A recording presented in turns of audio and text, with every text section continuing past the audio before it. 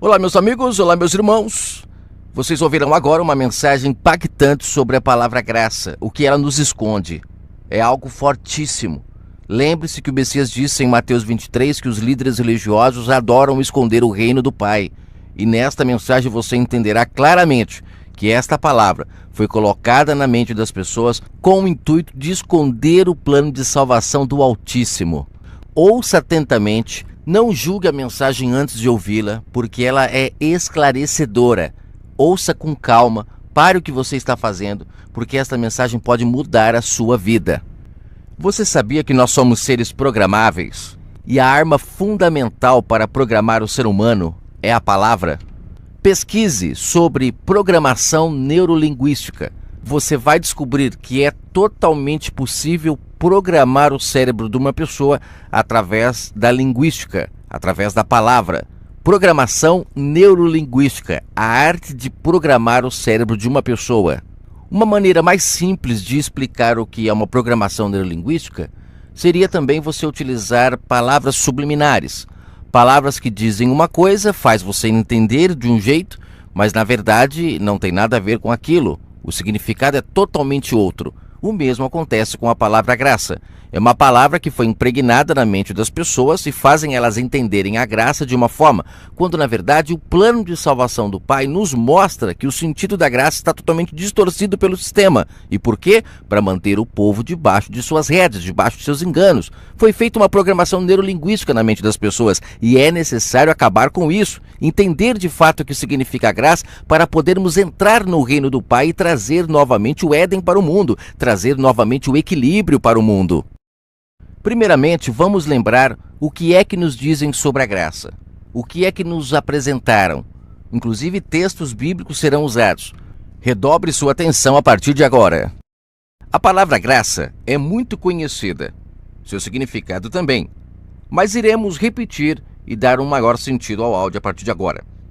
Graça, de acordo com o sistema religioso e também o significado da sua palavra, significa amor incondicional, dom gratuito, favor imerecido, generosidade divina. Uma melhor explicação sobre isso seria: um Eloá, ou seja, um Altíssimo, um Criador do Universo, um Deus também conhecido por muitos, ele puro e sem nenhuma obrigação de conceder a graça aos pecadores, mesmo assim ele o fez, ele manifestou a graça. E essa benevolência, essa bondade, aconteceu segundo o seu bem-querer. De acordo com o que aprendemos desde criança, é que somos salvos pela graça. E na medida que eu creio em Jesus Cristo, então eu recebo essa graça e sou salvo. Efésios 2, verso 8 e 9. Para que a compreensão do que eu quero te passar através deste áudio já comece a acontecer, lembre-se do que foi falado lá no início, programação neurolinguística. Todas as vezes que é dita a palavra graça, ela já está programada no nosso cérebro a entender isso que eu acabei de ler. Vamos reforçar. O que acontece dentro do nosso cérebro quando ouvimos a palavra graça? Quando ouvimos a palavra graça, a primeira coisa que nós entendemos é que nós somos pecadores e que o Criador do Universo, um ser altíssimo, maior do que nós, ele vem e perdoa os nossos pecados através da morte do seu Filho na cruz. Isso é o que acontece imediatamente quando ouvimos a palavra graça. Não precisamos ouvir o resumo todo de que graça é amor incondicional, dom gratuito, favor imerecido, generosidade divina. Não vem tudo isso em nossa mente. Quando ouvimos a palavra graça, o que acontece conosco é uma sensação de refrigério, de estar perdoado, de se sentir perdoado. Pense comigo, por que isso acontece? Isso acontece porque o nosso cérebro já está programado para entender assim. Um outro detalhe que também já está programado é que a graça só acontece após o madeiro. Antes do madeiro não existia graça, o que é um tremendo de um engano, pois a graça também acontecia na velha aliança, e você vai entender hoje isso através deste áudio. No livro de Hebreus, capítulo 11, ali fica evidente e claro de que a graça alcançou muitas pessoas na velha aliança. O problema de não compreendermos isso é justamente a interpretação que colocaram em nossa mente referente à palavra graça. Ela está distorcida e precisamos distorcer. É o mesmo que tirar o fermento, é o mesmo que limpar a eira, para que as pessoas possam estar com a mente pura para compreender aquilo que é perfeito, que é pleno. Vamos entender agora o que de fato significa a graça, para que daqui para frente, todas as passagens que nós encontrarmos a palavra graça, a gente faça a tradução e você perceberá que tudo fará muito mais sentido. A palavra graça, de fato, ela significa presença do Altíssimo em si. Guarde aí esta frase: presença do Altíssimo em si, do Santo, do Espírito do Santo em si. Você o recebe, e quando você o recebe, ele transforma a sua vida e você então passa a caminhar para a salvação. Você começa a se purificar, limpar as suas vestes, para então se tornar puro como ele é. Eu já li no começo do áudio a passagem de Efésios 2, verso 8 e 9, onde Paulo diz: vocês são salvos pela graça, por meio da fé. Isso não vem de vocês, é dom de Deus, não por obras, para que ninguém se glorie. Vamos entender essa frase para podermos seguir adiante. Vocês são salvos pela graça, ou seja, pela presença do Altíssimo em si. Quando vocês o recebem, vocês mudam as suas atitudes, começam a ouvir a sua voz e praticar a sua vontade, não a vontade de si mesmo. Isso só acontece por meio da fé. Você precisa acreditar que de fato ele está em você. Isso não vem de você. Você não fez nada para merecer isso. Não foi você que chamou Abraão, não foi você que separou um povo no deserto, não foi você que cuidou deste povo para poder gerar os filhos espirituais até o último minuto, não foi você que teve que morrer no madeiro para que isso acontecesse. Nada fizemos para merecer. Ou seja, o dom de Deus, aquilo que ele fez de benevolência, é justamente isso. Todo o plano de salvação foi arquitetado por ele e ele cumpriu. O que cabe a nós é apenas crer, e quando cremos, recebemos ele em nós. Não podemos nos gloriar de nada, apenas recebê-lo em nós e passarmos agora a viver a vida que ele quer que nós vivamos, a vida que ele diz a nós no nosso ouvido. Mas para isso, existem algumas cláusulas do Novo Testamento que precisamos cumprir, e estas cláusulas traremos no finalzinho do áudio para você entender melhor. Antes, vamos entender melhor o porquê que a graça significa a presença do Pai. E vamos agora à velha aliança encontrar a presença dele em vários momentos. A pergunta que eu te faço para você raciocinar: na época de Adão, era lei ou era graça? Lembre-se, a lei só veio a partir de Moisés, muito para frente. Mais uma pergunta: na época de Abel e Caim, era lei ou era graça? Abel foi aceito pelo Pai, através da lei ou através da graça? Enoque foi aceito pelo Pai, pela lei ou pela graça? Noé, na época de Noé, estava valendo a lei ou a graça? Abraão foi chamado pelo Pai, pela lei ou pela graça? Moisés foi aceito pelo Pai, pela lei ou pela graça? É só você parar e pensar. Em Adão e Eva, antes de cair para o pecado, o que havia era a presença do Pai. Isso já era a graça, presença dele. Sabemos que eles foram afastados do Altíssimo porque pecaram. Mas Abel foi aceito pelo Pai. E ele foi aceito pelo Pai pela lei ou pela graça? Pela graça, pois recebeu o Altíssimo em si e agiu corretamente. Enoque é o mesmo caso. A graça estava em sua vida, a presença do Pai. Também aconteceu com Noé, que recebeu o Altíssimo em si e foi aceito por ele, pela graça, por ter o Pai em si. O mesmo aconteceu com Abraão, o mesmo aconteceu com Moisés, e assim por diante. Na velha aliança existia a graça, a presença do Pai. Os profetas eram aceitos pelo Pai porque estavam cheios dele, da sua graça, da sua presença. Você entende que a palavra graça não é algo para a nova aliança, mas também da velha? Infelizmente, na velha aliança, a maioria das pessoas estavam sem a presença dele. Por isso que se enfatiza que a graça aconteceu só após o madeiro. Mas a graça sempre existiu, tanto na velha aliança quanto na nova. Bastava as pessoas quererem ouvir a sua voz. Infelizmente, como na velha aliança poucas pessoas davam ouvido à voz do Altíssimo, preferiam os seus desejos carnais, preferiam as suas próprias vontades, o Pai então separa um povo na terra, aonde ele daria a sua voz de forma externa ao povo, que era a lei estampada na pedra, para que as pessoas todo dia a lessem e pudessem praticá-la. Era algo que todo dia eles precisavam fazer, porque não davam ouvido à voz que vinha do Pai. Os seus ouvidos estavam incircuncisos, por isso precisavam de pai e de mãe, que eram os líderes religiosos, os lavradores, que o Messias fala na parábola de Marcos 12, que o Pai contratou para cuidar da sua vinha. Foi através destes lavradores que o Pai conseguiu trazer a sua verdade, a sua vontade à terra. Já que as pessoas não ouviam a voz do Pai de forma espontânea, então eles eram obrigados a fazer o que era correto de forma obrigatória. Era através da lei, através da imposição. Por isso que as escrituras chamam eles de escravos, filhos de escravos. Só faziam o que era correto porque eram obrigados, não porque eram obedientes.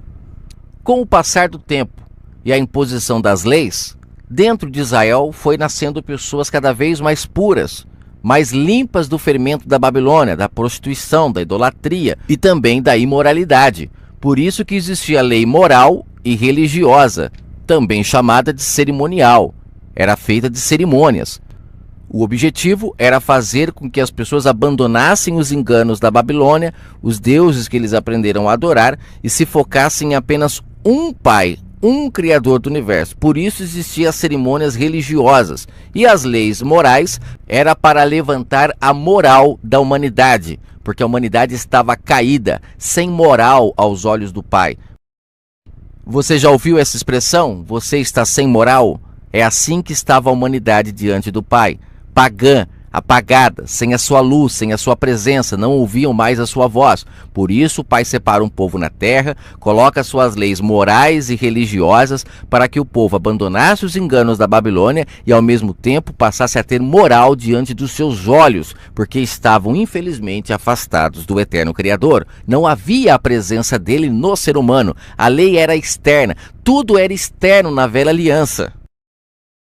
Com o passar do tempo, a purificação no entendimento de muitas pessoas lá dentro foi acontecendo. E foi nesse entendimento puro, sem o engano da Babilônia, que o Pai pôde se manifestar.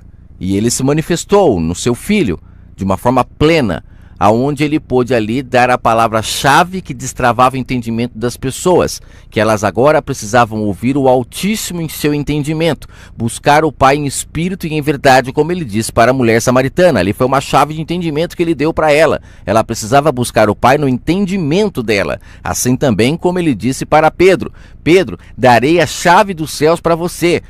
Essa chave dada a Pedro é o mesmo que o Messias fazia com as pessoas. Através de suas palavras, ele destravava a mente das pessoas, ele descauterizava, ele limpava a eira. É como está escrito no livro de Malaquias capítulo 3, era o sabão do lavandeiro. Ele ia limpando todo o engano, todo o fermento, para que as pessoas pudessem receber o Altíssimo em si. E no capítulo 16 de Mateus, Pedro ele entende isso. Ali o Messias pergunta para Pedro: Pedro, quem dizes que eu sou? Verso 15 de Mateus 16. E Pedro diz: Tu és o Cristo, o Filho do Deus vivo.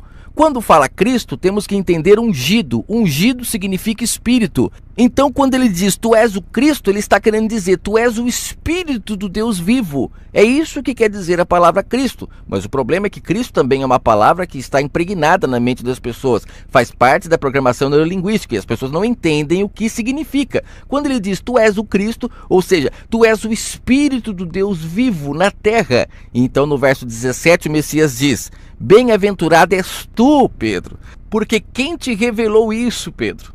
Não foi carne e nem sangue, mas foi o próprio Pai que está nos céus. E eu te digo, tu és Pedro, e sobre esta pedra, ou seja, sobre o que você acabou de falar, eu vou edificar a minha igreja, e as portas do inferno não prevalecerão contra ela. Eu te darei as chaves do reino do céu, e tudo o que ligares na terra será ligado no céu, tudo o que desligares na terra será desligado no céu. Ou seja, o Pai deu a Pedro o poder de libertar as pessoas no entendimento. O Pai deu a chave, as palavras-chave que destravavam a mente das pessoas. Nessa passagem, o Messias não está pedindo para Pedro construir igreja, fazer discípulos para si, nada disso. O Messias apenas está dizendo: Todos aqueles que conversarem com você, Pedro, abrirão seu entendimento, terão a mente descauterizada e passarão a ser o templo do Altíssimo. Receberão o Altíssimo em si e entrarão para a graça. Ou seja, isso é fazer parte da graça, é receber o Altíssimo em si. Adão e Eva tiveram a presença do Pai, mas não valorizaram. Abel teve a presença do Pai, valorizou. Noé valorizou a presença do Pai. Enoque valorizou. Abraão valorizou. Perceba, são todos os homens que Paulo comenta em Hebreus Homens, chamado de homens de fé. São pessoas que davam ouvido à voz do Espírito, não a negavam, e por isso tinham a presença do Pai em si. Mas isso era raro na velha aliança, por isso o Pai separa um povo para poder colocar a sua presença lá dentro de forma obrigatória, de forma imposta, através dos pais e das mães, que ali educavam os seus filhos e iam colocando dentro da mente deles as leis religiosas e moralistas, para que eles pudessem então crescer no entendimento para poder receber o Pai. Quando o entendimento tivesse pleno, quando o entendimento tivesse puro para receber o Santo em si, então ele desceria e habitaria agora o ser humano, a sua tenda, o seu entendimento, pois é aqui no ser humano, no entendimento que ele habita, por isso que temos que buscá-lo em espírito. Creio que só até aqui já é o suficiente para você, todas as vezes que encontrar a palavra graça nas Escrituras, você traduzir por presença do Pai. Também a palavra Cristo, traduzir por Espírito do Pai. Se você já fizer isso, já é um bom avanço para você compreender as Escrituras. Mas vamos pegar algumas passagens muito conhecidas, usadas com a palavra graça, e nós vamos traduzir pela presença do Pai, para você entender que tudo tem muito mais sentido, porque o ser humano só é salvo quando ele recebe o Pai em si. Fato que nem todos recebem. Eles apenas dizem que creem em Jesus e continuam com suas vidas obedecendo às suas vontades carnais, e não à voz do Espírito. Só é salvo aquele que recebe o Pai em si. Aí é que está o grande fermento. Muitos dizem que na graça todos se salvaram. Não, só se salva aquele que cumpre as cláusulas do Novo Testamento, porque se é um testamento tem cláusula. Se não tivesse cláusulas, que é o mesmo que obrigações a serem feitas, então não haveria Novo Testamento. Se rasgaria o Velho Testamento e não existiria um Novo Testamento. Se existe um Novo Testamento é porque tem cláusulas. Mas infelizmente é colocado na mente das pessoas que a graça é um favor imerecido, não precisamos fazer nada para nos salvar, e as pessoas são fermentadas e acabam não entendendo o que Paulo quis dizer quando ele disse: isso não vem de vós para que ninguém se glorie, não é feita pelas obras. Quando Paulo diz que ninguém se salva por obras, ele está de fato deixando claro que ninguém fez nada para merecer a salvação. Qual de nós temos a coragem de dizer: eu cumpri toda a lei do Pai, morri morte de cruz para poder trazer isso à humanidade, esse benefício, essa benevolência? Qual de nós podemos dizer isso? Ninguém. As obras que Paulo se refere em Efésios 2 são as obras que o povo fazia para tentar se achegar ao Pai. Qual de nós cumpriu todos os mandamentos? Qual de nós sofreu morte de cruz para poder dizer alguma coisa? Nenhum de nós. Então agora aceitemos o Pai em nós, mas para isso temos que obedecer às suas cláusulas. Não são todos que são salvos. A maioria não está obedecendo às cláusulas que ele impôs. É por isso que o mundo está ainda todo desequilibrado. Antes de falar sobre as cláusulas, vamos ler pelo menos 2 ou 3 versos que falem sobre a graça, para você ver como está distorcido nas Escrituras. Na verdade, não é que está distorcido, é a maneira como foi colocado isso na mente das pessoas. E quem é que coloca isso na mente das pessoas? Os mesmos que escondem o reino do Pai aos homens, Mateus 23, se beneficiam, lucram com as coisas do Altíssimo e com isso impedem as pessoas de entrarem no reino, de receber o Pai em si, para que o mundo possa voltar a seu objetivo inicial, ser perfeito. Paulo fala no livro de Colossenses: Cristo em vós é a esperança da glória. Quando ele diz Cristo, traduza por Espírito, por energia, pelo Pai na pessoa. Quando ele desce a uma pessoa e ela dá ouvido à sua voz, aí sim há esperança para a glória. E não simplesmente dizer eu creio, achar que está vivendo a graça, mas continua praticando as suas obras infrutíferas durante todo o dia e depois vai para cultos religiosos praticar seus rituais. São homens enganadores que tiram a verdade do Pai das pessoas para colocar o engano, e as pessoas continuam ainda longe do Altíssimo, não recebendo ele em si, porque continuam fazendo suas obras infrutíferas no seu dia a dia. Muitas pessoas se acham santas porque frequentam templos religiosos, porque não deixam de ir a nenhum culto, porque fazem vigílias, mas na verdade ser santo é receber o Altíssimo em si e ser uma pessoa de caráter honesto, uma pessoa transparente, uma pessoa que vive na luz e não nas trevas. Isso é ser santo, é receber o santo em si, sem muita firula, sem muito gira-gira, apenas racionalidade. A pessoa passa a buscar o Pai de forma racional, em um culto racional. Isso é receber o santo em si. Quando você recebe de fato o santo em si, você cumpre o que Paulo fala em Romanos 12. Você não se conforma com este mundo, com os enganos, com tanta falcatruas, com mentiras, com fofoca. Você se transforma, você se renova, você se torna uma nova pessoa, porque o santo passa a habitar em você. E aí você vai experimentar qual é a agradável e perfeita vontade do Pai, que ele sonha em ver o mundo se reconciliando, ele sonha em ver as pessoas deixando de ser maldosas, passando a serem pessoas espirituais e não mais carnais. Textos que usam a palavra graça. Vamos analisar alguns. Aquele que é a palavra tornou-se carne e viveu entre nós. João 1,14. Nós vimos a sua glória. Glória como que de um unigênito vindo do Pai, cheio de graça e de verdade. Vamos ler de novo. Aquele que é a palavra tornou-se carne e viveu entre nós. Vimos a sua glória, glória como do unigênito vindo do Pai, cheio de graça e de verdade. Traduz a palavra graça aqui por presença do Altíssimo. Então aqui João está dizendo, aquele que é a palavra tornou-se carne, ou seja, o Espírito do Pai tornou-se carne, viveu entre eles, e eles viram ele como unigênito, um único nascido do Pai, e ele estava cheio do Pai e da sua verdade. Romanos 3,24. Somos justificados gratuitamente por sua graça, por meio da redenção que há em Cristo Jesus. É o que está escrito na Bíblia, Romanos 3,24. Lembre-se, somos justificados através da obediência à sua voz, ao crer que fomos consagrados através dele, ou seja, passamos a receber o sagrado em nós, passamos a sermos cheios do Santo, do Espírito Santo. Só assim é que acontece a redenção, não é simplesmente nessa fé mística, eu creio e pronto, acabou, não preciso mudar a minha vida. Não, muito pelo contrário, é quando cremos e aceitamos o Santo em nós e passamos a ouvir a sua voz que existe redenção. Se ficarmos só no muito falar, vai acontecer como o Messias falou em Mateus 6. As pessoas por muito falar pensam que o Pai as ouve. Não, ele quer prática, ele quer vida, ele quer mudança, ele quer sacrifício vivo. E ele diz em Mateus 15, o Messias, verso 8, que as pessoas naquela época honravam ele com a boca, mas o coração, ou seja, o entendimento estava sem o Pai. Não tinham presença dele. E ele está dizendo o mesmo para esta geração. As pessoas estão honrando ele de boca, rituais, mas não fazem o que tem que fazer no seu dia a dia, continuam sendo pessoas desonestas, pessoas que enganam umas às outras, pessoas que querem se dar bem sendo o próximo. Isso é falta da presença dele, isso não é graça. Então cuidado, a palavra graça esconde muita verdade.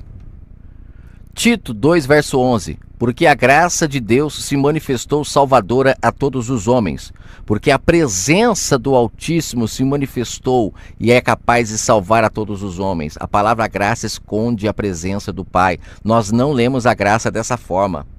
2 Coríntios 12, 9. Mas ele me disse, minha graça é suficiente a você, pois o meu poder se aperfeiçoa na sua fraqueza. Portanto, eu me gloriarei ainda mais alegremente em minhas fraquezas, para que o poder de Cristo repouse sobre mim. Ou seja, a minha graça, a minha presença, Paulo, é suficiente para você. O fato de você me ouvir, você já tem que estar feliz da vida. E isso vai aperfeiçoando as suas fraquezas. Então fique feliz nas suas fraquezas, porque eu estou te aperfeiçoando, para que o poder da palavra, que é o Espírito do Pai, sempre se mantenha sobre sua vida. Você conseguiu compreender como é que você tem que ler a palavra graça? É a presença do Pai em uma pessoa, e não esse ritual místico onde as pessoas acreditam que já estão salvas e não precisam fazer mais nada, porque agora já está salva. Não, não é assim. Isso é fermento do sistema, para você não mudar a sua vida e continuar lá dentro do sistema dando dinheiro para eles, porque muito dos dinheiro que você paga para esses líderes religiosos são fruto de enganos, fruto de suor do próximo, e eles lucram com tudo isso. Por isso que não te ensinam a receber o Espírito do Pai. Eles fecham o reino do Pai ao mundo mundo e faz a dívida do mundo só aumentar perante o Pai. Por isso que o mundo está pagando até o último centavo, estamos sofrendo, porque o ser humano está sem a presença do Pai. Colocaram o iníquo no seu entendimento, o engano, e as pessoas não conseguem receber o santo, porque esses homens continuam fechando o reino do Pai. Costuraram o véu, fecharam o entendimento do povo para não receber o Altíssimo, mas é hora desse véu se rasgar novamente e as pessoas começarem a comer direto do Pai, não mais dos homens. Vamos ler o último verso. Eu creio que você já entendeu e a partir de agora você vai ler dessa forma as Escrituras e muita coisa vai mudar no seu entendimento. Número 6, 25. Olha a graça aqui na velha aliança. Que o Criador faça resplandecer o seu rosto sobre ti e te conceda a graça. Ou seja, te conceda a sua presença. Esse verso é muito utilizado no final dos cultos em muitas igrejas. Pena que as pessoas, quando ouvem te conceda a sua graça, elas saem de lá com aquela sensação de refrigério, de perdão. Só que no seu dia a dia continuam fazendo as suas coisas que desagradam ao Pai. Conceder a sua presença é no seu dia a dia ouvir a sua voz e ir mudando suas atitudes. Não é você se achar salvo, porque existem cláusulas para se salvar e vamos falar dela rapidamente agora. Lucas 14, verso 26.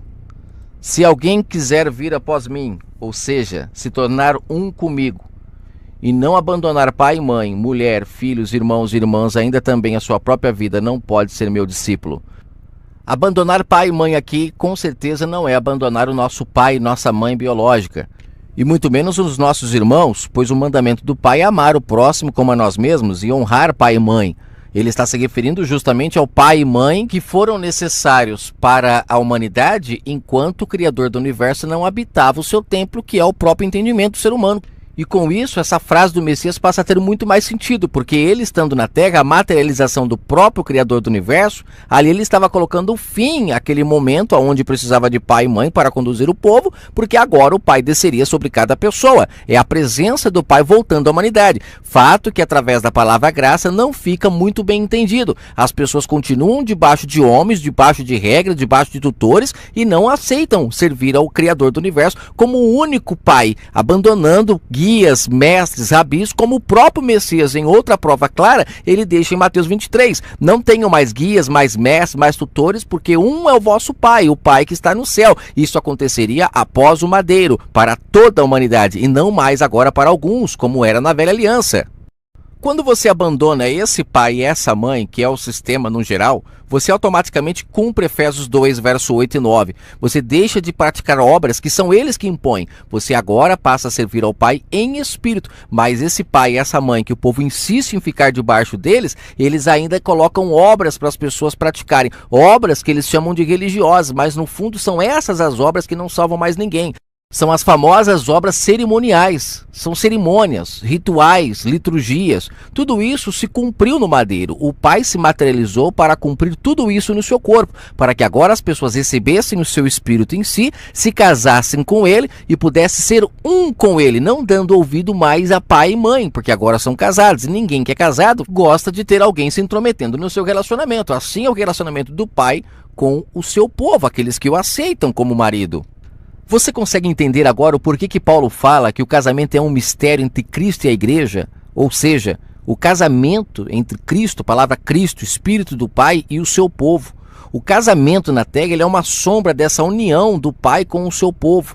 E as pessoas que o aceitam como marido, como alguém que vai conduzir a sua vida, ser o seu guia, o seu mestre, o seu tutor, o seu rabi, com certeza, para isso acontecer, a pessoa precisa abandonar os outros mestres, rabis, tutores, que a Escritura chama também de pai, mãe e irmãos.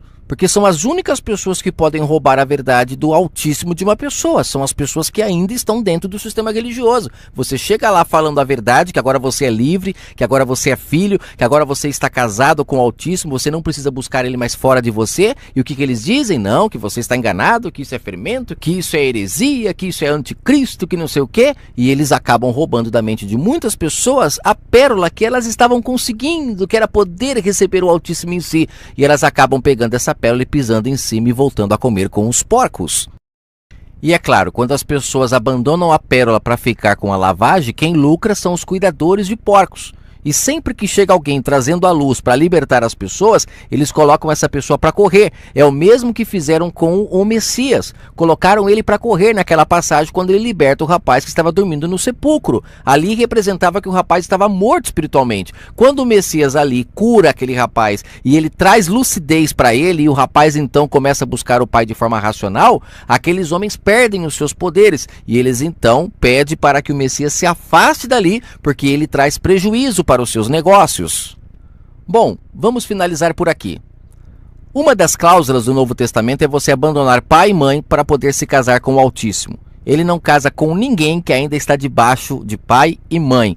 Ele quer intimidade. Ele diz isso em Mateus 6, quando chama as pessoas para parar de expor a sua religião, para parar de expor a sua adoração ao Pai de forma visível e agora entrar no quarto, buscar espiritualmente. Isso é se casar com ele, entrar no quarto, casamento. Quarto é local de intimidade, onde só marido e mulher se relacionam. A outra cláusula é não praticar mais obras religiosas, porque essas obras não salvam mais ninguém. Ele diz no decorrer de Efésios 2, lá para o verso 10, que as obras que nós somos comprados agora para praticarmos é as obras de amor ao próximo, não mais obras religiosas. Inclusive, Paulo deixa claro que as obras de amor ao próximo são obras vivas.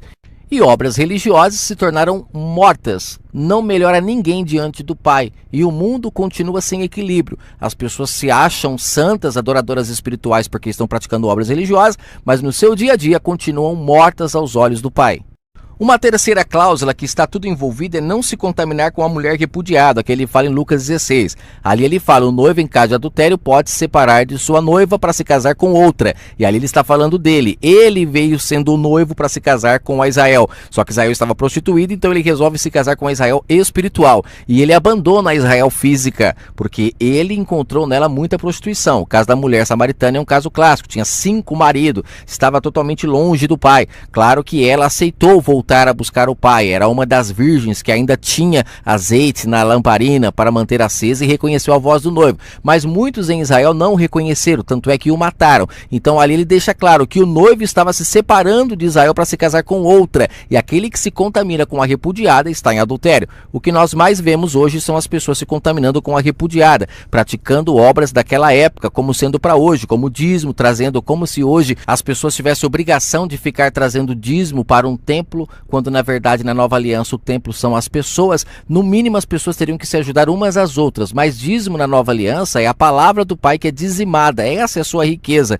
Aqueles que recebem essa riqueza através da chuva, que é a palavra, eles então dividem com os que não têm, que são os pobres do Espírito, pobre do eterno Criador, estão pobres da sua riqueza, que é o Espírito. Também as pessoas que são órfãos, estão sem pai, estão buscando pais na terra, estão sem o pai espiritual. E também as viúvas, que estão viúvas porque estão casadas com maridos mortos, estão ouvindo a voz de homens que estão mortos diante do Pai, não estão ouvindo a voz do Espírito. E isso é que faz ela ser uma mulher casada com um marido vivo e não morto. Você entendeu que eles trazem tudo fisicamente, isso mostrando que ainda estão se relacionando com a mulher repudiada? Assim também é a guarda do sábado. Assim também são as práticas de liturgias, como ceia, como batismo. Tudo isso foi necessário para a velha aliança, mas eles trazem até hoje para manter o povo debaixo das suas rédeas, para manter os seus lucros. Quando as pessoas abandonarem tudo isso, se cumpre Apocalipse 18, onde diz que os mercadores da fé perderão o seu domínio, perderão suas riquezas, porque ninguém comprará mais as suas mercadorias, os seus enganos. O maior fermento que existe nesse livro Bíblia é a separação do Novo Testamento, começando no nascimento do Messias, sendo que o próprio Messias, enquanto estava em carne, estava cumprindo a lei. Ele cumpriu a lei e foi no madeiro, como está escrito em Romanos 7, que a lei se cumpre no seu corpo. E o maior fermento que a religião tem na manga para poder fermentar a mente das pessoas, elas não entenderem o agir do Pai, é esse Novo Testamento começando em lugar errado. Aprenda, o Novo Testamento começa após a ressurreição do Messias em Atos. Ali começa a descida do Espírito Santo. E isso só foi possível porque no corpo do Messias a lei se cumpriu, para que agora as pessoas pudessem receber o santo em si. Como pode existir um Novo Testamento se o testador ainda vive, disse Paulo em Hebreus 9. O Messias vivo, a lei ainda estava viva. A lei acaba no seu corpo, no madeiro, para o Pai descer agora a todo ser humano. E aí se cumpre Hebreus 8, que o Pai descendo sobre o ser humano, ele se torna um ser racional. Agradeço ao Pai Eterno por você que conseguiu ouvir essa mensagem até o final. Eu tenho certeza que você não será mais enganado por essa palavra graça. Para você de fato entrar na graça, você precisa cumprir as cláusulas do Novo Testamento, abandonar pai e mãe, você precisa entrar no quarto para buscar o pai, você precisa de fato nascer de novo, abandonar as lavagens que os homens dão, homens mercenários que lucram com o sacrifício do Messias, que vivem da sua herança. Lembre-se, para poder comer o pão que vem da boca do Pai, tem que abandonar o pão que vem da boca dos homens. E o Pai Altíssimo aguarda que todo ser humano abandone a lavagem para poder receber do seu pão. Não olhe para trás. Se você aceitou abandonar a lavagem, pai e mãe, aceitou buscar o Pai dentro do seu quarto, que é o seu entendimento, não olhe para trás. Não volte a praticar obras que antigamente você achava que te salvava, porque isso fará de você uma estátua de sal aos olhos do Pai, assim como a mulher de Ló. Se você olhar para trás, para toda aquela prostituição que você fazia, isso demonstra que você sentia prazer naquilo, e o Pai então fará com que você se transforme em uma estátua de sal, alguém sem sabor para o resto da sua vida. Não terá mais sacrifício que possa te perdoar. O que o eterno Criador tinha que fazer, ele já fez. Ele já separou um povo na terra, ele já deu a sua lei cerimonial, a sua lei moral para o povo, para purificar o entendimento deles. Após de purificado, ele vem, ele habita o entendimento do ser humano e ele pode falar com o povo e trazer palavras de vida eterna. Após tudo feito, ele é morto, mas ele deixou ali as suas palavras. Quem a ouvir, isso significa ter fé. Tenha fé no que ele disse. Abandone pai e mãe, abandone os fermentos, abandone a lavagem, porque eu quero habitar, como ele disse em João 14, eu voltarei a vós. E ali quem estava falando na boca dele é o próprio Espírito que habitava aquele corpo. Eu voltarei a vós, basta vocês crerem, aceitem, abandonem os enganos que eu voltarei a vós e trarei racionalidade à humanidade. O ser humano voltará a ouvir a minha voz para voltar para o seu Éden, para o seu equilíbrio. A humanidade passará a ter novamente eu habitando no seu entendimento para trazer equilíbrio e paz. Se você entendeu esta mensagem, repasse ela o máximo que você puder, porque a palavra graça, ela tem encoberto esta grande verdade, que a graça significa a presença do Pai. Muitos acham que estão na graça, mas infelizmente estão comendo lavagem na mão do sistema. Entrar na graça é receber o Altíssimo em si, e para isso basta crer e cumprir as cláusulas que ele deixou. Se você assim o fizer, você entra no reino e esses homens nunca mais lucrarão em cima da sua vida. Os mercadores da fé perderão o poder sobre você. Que o Altíssimo abençoe a todos.